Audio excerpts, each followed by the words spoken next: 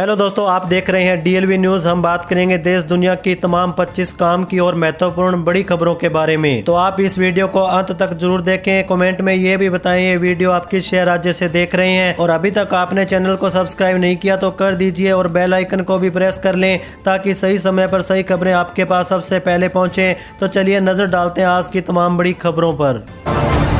देखिए, पहली सबसे बड़ी खबर, भारतीय जनता पार्टी ने शनिवार को मतदाता सूचियों एसआईआर को लेकर इंडिया ब्लॉक पर अपना हमला तेज कर दिया। समाजवादी पार्टी द्वारा उत्तर प्रदेश में मतदाता नामों को हटाने की व्यापकता को लेकर चुनाव आयोग की विश्वसनीयता पर सवाल उठाने के बाद पार्टी ने विपक्षी दलों पर अपना रुख बदलने और संवैधानिक प्रक्रिया को तमाशा बनाने का आरोप लगाया। वहीं अगली बड़ी खबर देखिए, कांग्रेस ने मनरेगा को बंद करने के विरोध में 45 दिवसीय मनरेगा बचाओ संग्राम अभियान शुरू किया, जो 25 फरवरी तक चलेगा। यह अभियान वीबीजी रामजी कानून को वापस लेने और मनरेगा को उसके मूल अधिकारी आधार स्वरूप में बहाल करने की मांग करता है। इसमें जिला मुख्यालयों पर प्रेस वार्ता, उपवास, चौपाल और रैलियां शामिल होंगी। कांग्रेस का लक्ष्य काम के अधिकार और आजीविका की बहाली करना है। चलिए आगे बढ़ते हैं अपन खबरों में। देखिए, असदुद्दीन ओवैसी के हिजाब पहनी बेटी भी देश की प्रधानमंत्री बन सकती है, इस वाले बयान पर विवाद छिड़ चुका है। असम के मुख्यमंत्री हिमंत बिस्वा शर्मा ने पलटवार करते हुए कहा कि भारत एक हिंदू राष्ट्र है और इसका प्रधानमंत्री हमेशा हिंदू ही होगा।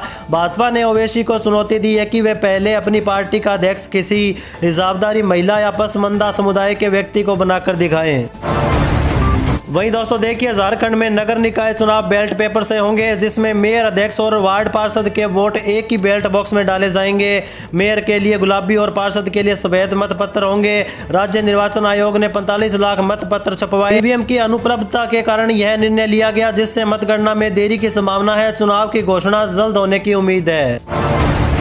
चलिए अगली बड़ी खबर देखिए, दिल्ली हाईकोर्ट ने केंद्र सरकार को एक सेवानिवृत्त कर्मचारी की लिव इन पार्टनर और बच्चों को फैमिली पेंशन व सीजीएचएस सुविधाओं में शामिल करने पर विचार करने का निर्देश दिया। कोर्ट ने कहा कि यह रिश्ता कभी नहीं छिपाया गया था और गंभीर दुराचार के बिना पेंशन लाभ रोकना गलत था।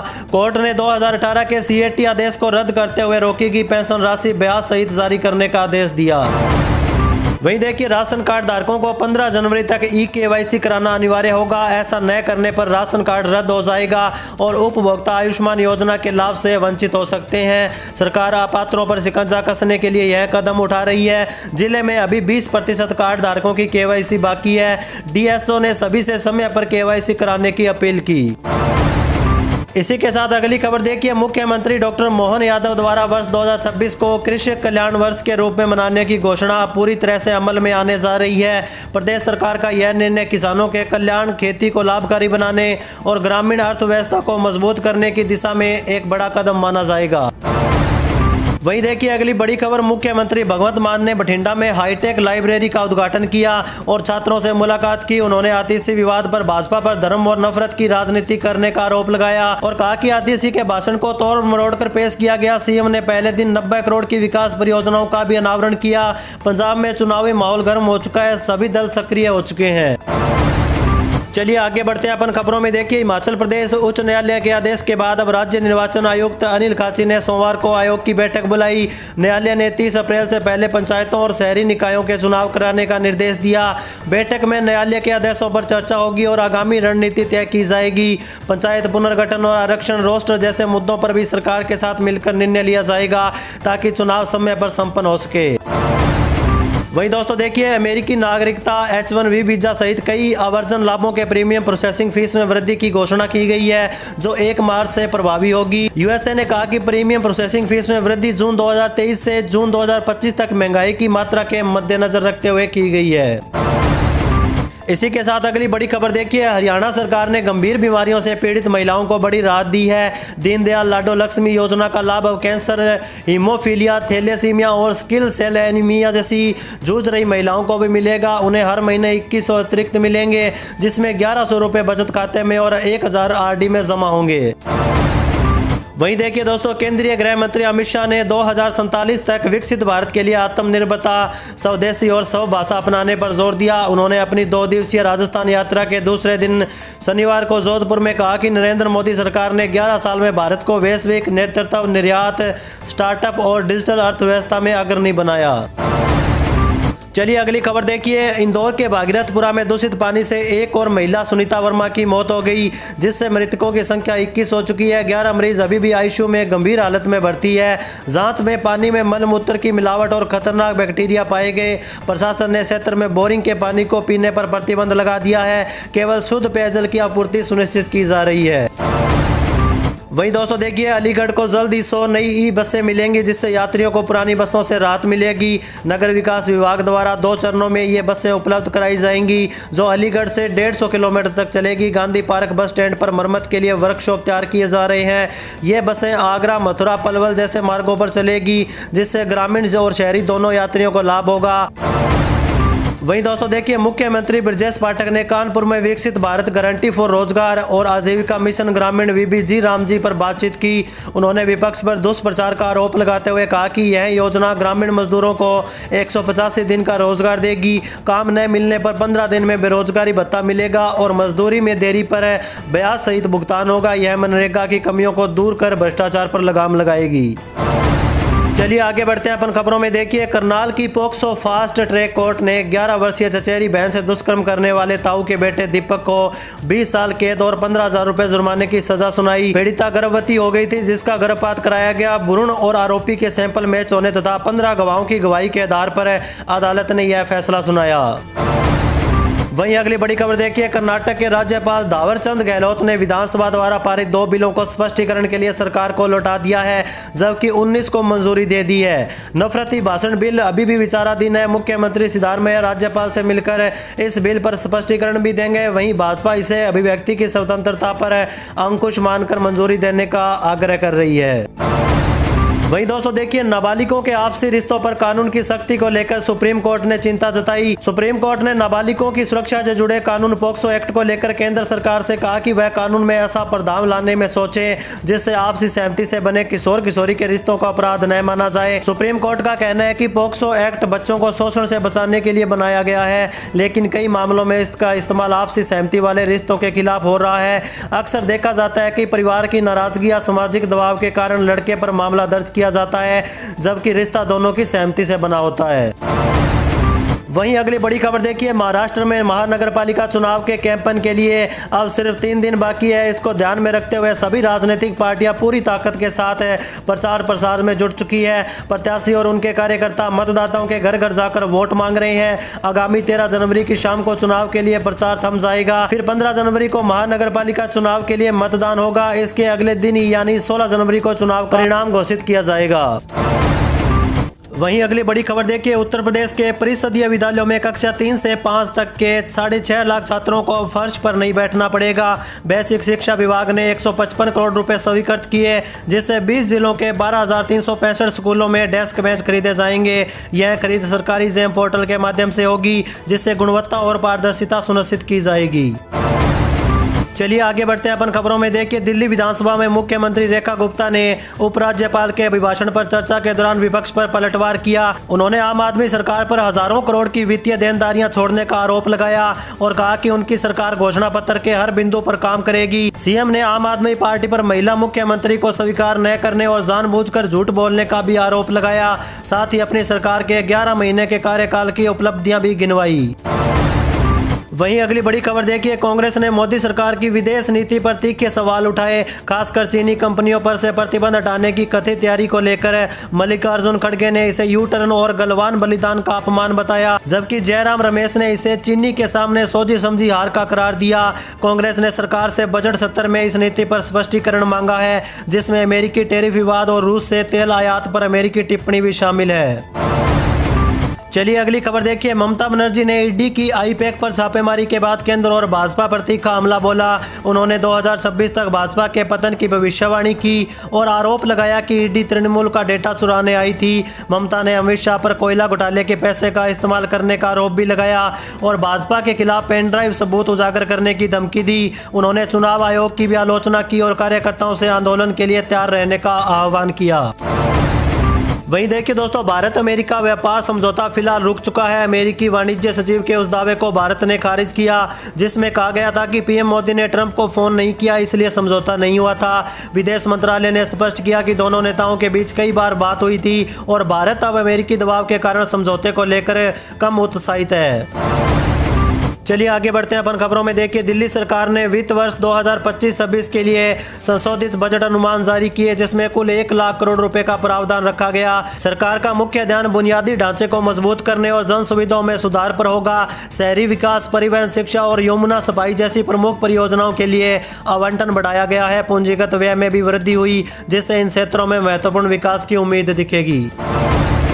इसी के साथ अगली खबर देखिए, केंद्रीय मंत्री नितिन गडकरी ने घोषणा की है कि भारत जल्द ही व्हीकल टू व्हीकल कम्युनिकेशन तकनीक लागू करेगा, जिससे सड़क दुर्घटनाएं कम होगी। यह तकनीक वाहनों को सीधे संवाद करने और ड्राइवरों को अलर्ट देने में मदद करेगी। इसके साथ ही सरकार ने दुर्घटना पीड़ितों के लिए कैशलेस इलाज, ट्रकों में एसी केबिन और एडास फीचर्स, भारत एनसीपी और नई बाइक के साथ 2 IS हेलमेट अनिवार्य करने जैसी कई अन्य महत्वपूर्ण योजनाएं भी शुरू की है। वहीं अगली बड़ी खबर देखिए, दिल्ली NCR में सुबह कड़ाके की सर्दी, घने कोहरे और खराब हवा की स्थिति बनी रही। शुक्रवार को हुई बारिश के बाद ठिठुरन बढ़ी। वहीं कोहरे से विजिबिलिटी कम होने के कारण वाहनों की आवाजाही प्रभावित हुई। उड़ानें और ट्रेनों पर भी असर पड़ा। शुक्रवार को दिल्ली का औसत AQI 300 के पार दर्ज किया गया, जो कि बहुत खराब श्रेणी में आता है। शनिवार सुबह भी स्थिति खराब रही। IMD ने शीतलहर के लिए येलो अलर्ट जारी किया है। चलिए अगली खबर देखिए, केंद्रीय गृह मंत्री अमित शाह ने कहा देश से ड्रग्स के खतरे को जड़ से खत्म करने के लिए 31 मार्च से 3 साल के राष्ट्रव्यापी अभियान के तहत इसके खिलाफ कड़ी कार्रवाई की घोषणा की। नार्को कोऑर्डिनेशन सेंटर की 9वीं शीर्ष स्तरीय बैठक को संबोधित करते हुए उन्होंने कहा कि इसे सामूहिक अभियान के तहत नशीली दवाओं के दुरुपयोग के खिलाफ लक्ष्य निर्धारित कर कार्रवाई की जाएगी। वहीं देखिए दोस्तों, भारतीय विशिष्ट पहचान प्राधिकरण ने आधार सेवाओं की जानकारी को सरल बनाने के लिए उदयन नामक शुभांकर लॉन्च किया। यह शुभांकर आधार अपडेट, प्रमाणीकरण और अन्य सेवाओं को समझने में मदद करेगा। शुभांकर डिजाइन प्रतियोगिता में अरुण गोकुल और नामकरण प्रतियोगिता में रिया जैन ने प्रथम स्थान प्राप्त किया। अध्यक्ष ने बताया कि नीलकंठ मिश्रा ने तिरुवनंतपुरम में इसे जारी किया। इसका उद्देश्य 1 अरब से अधिक लोगों के आधार संचार को समावेशी बनाना होगा। चलिए अगली बड़ी खबर देखिए, टीएमसी कांग्रेस के 8 सांसदों ने नई दिल्ली में केंद्रीय गृह मंत्री अमित शाह के कार्यालय के बाहर प्रदर्शन किया और IPAC कार्यालय पर छापामारी के विरोध प्रदर्शन में शामिल हुए। दिल्ली पुलिस ने बिना अनुमति प्रदर्शन करने के आरोप में डेरेक ओब्रायन, कीर्ति आजाद और महुआ मोइत्रा सहित इन सांसदों को हिरासत में लिया। हालांकि कुछ देर पूछताछ के बाद उन्हें छोड़ दिया गया। टीएमसी ने केंद्र सरकार पर विपक्षी दलों को केंद्रीय एजेंसियों के जरिए निशाना बनाने का आरोप लगाया। वहीं देखिए दोस्तों, झारखंड मंत्रिपरिषद ने 18 फरवरी से 19 मार्च तक विधानसभा का बजट सत्र चलाने का निर्णय लिया। बैठक में कुल 30 प्रस्तावों को मंजूरी मिली, जिसमें मुख्यमंत्री के विदेश दौरे का खर्च, 10 पंचायतों में नारी अदालत और राज्य कर्मी स्वास्थ्य बीमा योजना में संशोधन शामिल किया गया। अब स्वास्थ्य कर्मी 5 लाख रुपए तक का अग्रिम ले सकते हैं और 13 बड़े अस्पतालों में इलाज करा सकते हैं। DGP नियुक्ति नियमावली में भी बदलाव को मंजूरी दी गई है। वहीं अगली बड़ी खबर देखिए, बिहार में शहरी क्षेत्रों के सुनियोजित विकास के लिए अब ग्रामीण इलाकों में भी टाउनशिप विकसित की जाएगी। इसके लिए पटना को छोड़कर 37 जिलों के आयोजन क्षेत्र प्राधिकरण का पुनर्गठन किया गया। नगर विकास और आवास विभाग ने अधिसूचना जारी की है। अब पूरे जिले में शहरी विकास की गुंजाइश वाले क्षेत्रों में काम होगा, जिसमें DM अध्यक्ष होंगे और विभिन्न निकायों के अधिकारी सदस्य शामिल होंगे। चलिए आगे बढ़ते हैं अपन खबरों में। देखिए, दिल्ली विधानसभा ने जन विश्वास विधेयक पारित किया, जिसका उद्देश्य छोटी गलतियों पर लोगों को जेल भेजने से रोकना होगा। यह विधेयक आम लोगों और छोटे कारोबारियों को अनावश्यक कानूनी परेशानियों से राहत देगा। अब 8 श्रेणियों के मामलों में सजा की जगह केवल चेतावनी या जुर्माना लगाया जाएगा। इससे छोटे दुकानदार, स्टार्टअप और श्रमिक बिना डर के अपना कारोबार कर सकते हैं। इसे अब उपराज्यपाल के पास भेजा जाएगा। वहीं दोस्तों देखिए, रुड़की की एक युवती ने इंस्टाग्राम पर दोस्ती के बाद मेरठ के युवक पर शादी का झांसा देकर दुष्कर्म करने का आरोप लगाया। युवक ने नौकरी लगने के बाद शादी का वादा किया था, लेकिन बाद में टालमटोल करने लगा। जब युवती ने शादी के लिए दबाव डाला तो युवक ने उसके वीडियो इंटरनेट मीडिया पर प्रसारित करने की धमकी दी। पुलिस ने तहरीर के आधार पर जांच शुरू कर दी है। चलिए अगली खबर देखिए। उत्तर प्रदेश अब निवेश और रोजगार का केंद्र बन चुका है। मुख्यमंत्री योगी आदित्यनाथ के नेतृत्व में अशोक लीलैंड का नया प्लांट लखनऊ में 1000 प्रत्यक्ष रोजगार देगा। साथ ही सहायक उद्योगों से 2000 से अधिक अवसर सृजित होंगे। कंपनी प्रतिवर्ष 10,000 युवाओं को स्किल डेवलपमेंट प्रशिक्षण भी देगी। यह परियोजना प्रदेश के युवाओं को तकनीकी ज्ञान और आजीविका के सुनहरे अवसर प्रदान करेगा, जिससे राज्य की अर्थव्यवस्था को मजबूती मिलेगी। वहीं दोस्तों देखिए, बिहार के मुख्यमंत्री नीतीश कुमार को भारत रत्न देने की मांग को लेकर जेडीयू में हलचल तेज हो चुकी है। पार्टी के वरिष्ठ नेता केसी त्यागी ने प्रधानमंत्री नरेंद्र मोदी को पत्र लिखकर यह मांग की थी, लेकिन जेडीयू ने इस पर आधिकारिक तौर पर दूरी बना ली। पार्टी प्रवक्ता राजीव रंजन ने कहा कि यह त्यागी जी का निजी बयान है, पार्टी का इससे कोई लेना देना नहीं है। उन्होंने यह भी जोड़ा कि त्यागी जी का जेडीयू के मामलों से अधिक संबंध नहीं है। वे पार्टी में है भी या नहीं, यह कार्यकर्ताओं को नहीं पता। चलिए आगे बढ़ते हैं अपन खबरों में। देखिए, समाजवादी पार्टी अपने संगठन में मकर संक्रांति के बाद बड़े बदलाव करेगी। कई जिला अध्यक्ष हटाए जाएंगे तो प्रदेश व राष्ट्रीय स्तर पर भी बड़े बदलाव होंगे। सपा अध्यक्ष और पूर्व सीएम अखिलेश यादव ने आगामी विधानसभा चुनाव को मद्देनजर रखते हुए यह रणनीति बनाई। इसके तहत सभी जातियों के नेताओं को संगठन में जगह मिलेगी। वहीं अगली बड़ी खबर देखिए, नीतीश सरकार का बड़ा फैसला। एग्री स्टेक के लिए किसानों के पंजीकरण की अंतिम तिथि 10 जनवरी तक बढ़ा दी गई है। उप मुख्यमंत्री विजय कुमार सिन्हा ने बताया कि इसका उद्देश्य सभी पात्र किसानों को केंद्र और राज्य सरकार की कल्याणकारी योजनाओं का लाभ सुनिश्चित करना होगा। फार्मर आईडी से पीएम किसान और अन्य कृषि योजनाओं का लाभ सीधे मिलेगा। साथ ही जमाबंदी का शुद्धिकरण भी होगा। किसान पंचायत भवनों में शिविरों में पंजीकरण करा सकते हैं। चलिए अगली बड़ी खबर देखिए, अखिल भारतीय कांग्रेस कमेटी ने जम्मू में मनरेगा बचाओ संग्राम अभियान का आगाज किया। यह देशव्यापी 45 दिवसीय आंदोलन का हिस्सा होगा, जिसका नेतृत्व सांसद डॉक्टर सैयद नसीर हुसैन और जेकेपीसी अध्यक्ष तारिक हमीद करार ने किया। कांग्रेस ने मोदी सरकार पर मनरेगा जैसे ऐतिहासिक कानूनों को कमजोर करने का आरोप लगाया। पार्टी ने कार्यकर्ताओं से लोगों को उनके रोजगार के अधिकार के प्रति जागरूक करने और इस अभियान को राज्य का दर्जा बहाल करने के आंदोलन से जोड़ने का आदेश दिया। वहीं देखिए दोस्तों, हिमाचल सरकार को बड़ा झटका। हिमाचल प्रदेश उच्च न्यायालय ने 30 अप्रैल से पहले पंचायती राज चुनाव संपन्न कराने का आदेश दिया। न्यायमूर्ति विवेक सिंह ठाकुर और न्यायमूर्ति रोमेश शर्मा की पीठ ने 28 फरवरी तक चुनाव प्रक्रिया पूरी करने का आदेश दिया है। सरकार ने आपदा और परिसीमन का हवाला देकर चुनाव टालने की बात कही, लेकिन याचिकाकर्ताओं ने इसे संवैधानिक दायित्व बताते हुए चुनौती दी। चलिए अगली बड़ी खबर देखिए, आयुष्मान योजना में एक बड़ा अपडेट सामने आया।